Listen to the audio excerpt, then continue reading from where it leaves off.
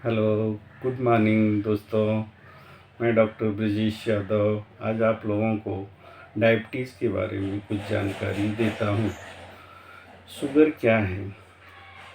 Sugar हमारे शरीर में मौजूद ग्लूकोज की मात्रा को कहते हैं।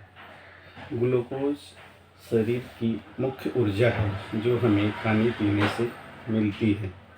डायबिटीज़ एक बीमारी है जिसमें खून में ग्लूकोज की मात्रा सामान्य से ज़्यादा होती है, तो हम ऐसे पेशेंट को बोलते हैं कि इसे शुगर हुआ है।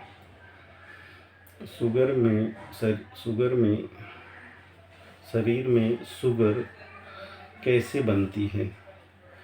जब हम चावल, रोटी, मिठाई, आलू, फल आदि खाते हैं तो ये पचकर ग्लूकोज में बदल जाते हैं और यह ग्लूकोज खून में मिलकर ब्लड शुगर जब यह ग्लूकोज खून में मिलता है तो इसे हम ब्लड शुगर कहते हैं। इंसुलिन एक हार्मोन्स है जो पेनक्रियाज बनाता है। अब ये बात ये है कि डायबिटीज़ क्यों होती है, मतलब लोगों को डायबिटीज़ क्यों हो जाता है, उसका रीज़न क्या है ये मालूम होना चाहिए। तो डायबिटीज़ होने का सबसे बड़ा रीज़न ये है कि शरीर में इंसुलिन कम बनता है, ठीक है। और दूसरा रीज़न ये रहता है कि इंसुलिन जो बनता भी है वो ठीक से काम नहीं करता। इंसुलिन ही खून में शुगर को कंट्रोल करता है, ठीक है। और जब इंसुलिन शरीर में बनेगा ही नहीं तो शुगर बढ़ेगा या सामान्य आदमी भी सामान्य पेशेंट भी शुगर का शिकार हो जाएगा। डायबिटीज़ कितने प्रकार के होते हैं? अब हम ये देखते हैं कि डायबिटीज़ तो बहुत सारे लोगों को हो जाता है। बच्चे में हो जाता है, प्रेग्नेंट लेडीज़ में हो जाता है, यंग लोगों में होता है। लेकिन वो डायबिटीज़ कितने प्रकार का होता है या किसको कौन सा टाइप का डायबिटीज़ या शुगर हुआ है?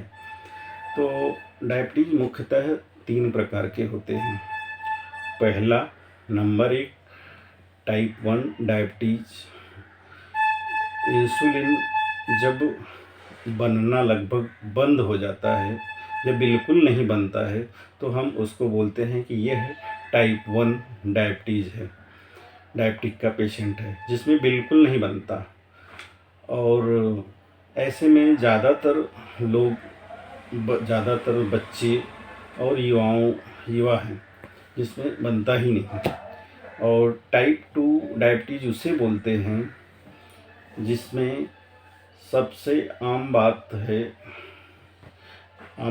कि गलत खान पान, मोटापा, तनाव या कम चलना आमतौर पर बड़े लोगों में या एडल्ट में टाइप 2 डायबिटीज़ होता है। और जो कि बॉडी इंसुलिन बनाती है लेकिन वह इंसुलिन ग्लूकोज को कंट्रोल करके कोशिकाओं तक नहीं पहुंचा पाता, ठीक है। और टाइप 3 डायबिटीज़ वह उन लोगों में पाया जाता है जो प्रेग्नेंट लेडीज़ होती हैं या गर्भावस्था में महिलाओं को मिलता है, जो कि क्यूरेबल होता है। वह आफ्टर डिलीवरी धीरे धीरे रिकवर हो जाता है, नॉर्मल हो जाता है, तो उससे बहुत ज़्यादा खतरा नहीं रहता, लेकिन आगे खतरा बना रहता है लाइफ में। इसलिए शुगर से हमेशा सावधान रहें और शुगर का अच्छे से देख रेख करें, नियमित चेकअप करते रहें। शुगर आपको हुआ है या नहीं हुआ है, कैसे जानेंगे?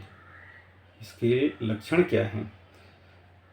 तो पहला लक्षण है किसी पेशेंट का कि उसको बार बार प्यास आएगी, बार बार वो पानी पिएगा।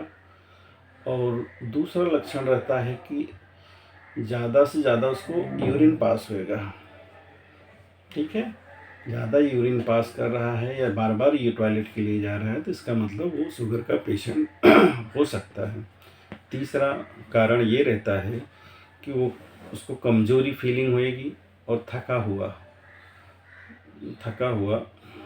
फील करेगा कि मैं थोड़ा भी काम करेगा तो ऐसा लगेगा मैं थक गया हूँ, मेरे अंदर वो कैपेसिटी नहीं है आगे काम करने की। ऐसे पेशेंट को भी शुगर रह सकता है। और चौथा रीज़न रहता है कि बहुत बार हेल्दी आदमी का भी वज़न धीरे धीरे कम हो जाता है। तो ऐसे जिनका वज़न कम हो रहा है, घट रहा है, वो लोग भी शुगर के पेशेंट हो सकते हैं।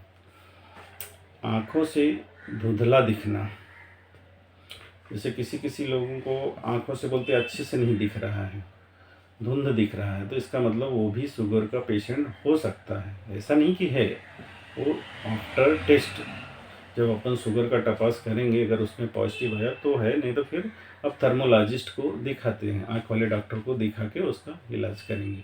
ठीक है। और छठवां रीज़न ये रहता है जिससे अपन पहचान सकते हैं कि इसको शुगर है या नहीं है।